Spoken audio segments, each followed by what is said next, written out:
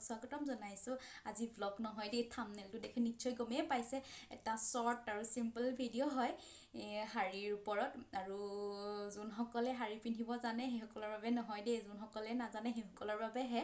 আগতে ময়ো আছিলোঁ শাৰী পিন্ধিব নাজানা আৰু এতিয়াও আছে বহুত ছোৱালী বা বোৱাৰী শাৰী পিন্ধিব নাজানা আৰু তেওঁলোকৰ বাবেহে এই ভিডিঅ'টো লৈ আহিছোঁ আশা কৰিছোঁ আপোনালোকে ভিডিঅ'টো নিশ্চয় আকোৱালি ল'ব হাই হিল বা নৰ্মেল যি চেণ্ডেল নহওক পিন্ধি ল'ব তেতিয়া জোখটো ধুনীয়া হয় এয়া মই হাই হিলযোৰ পিন্ধি ল'লোঁ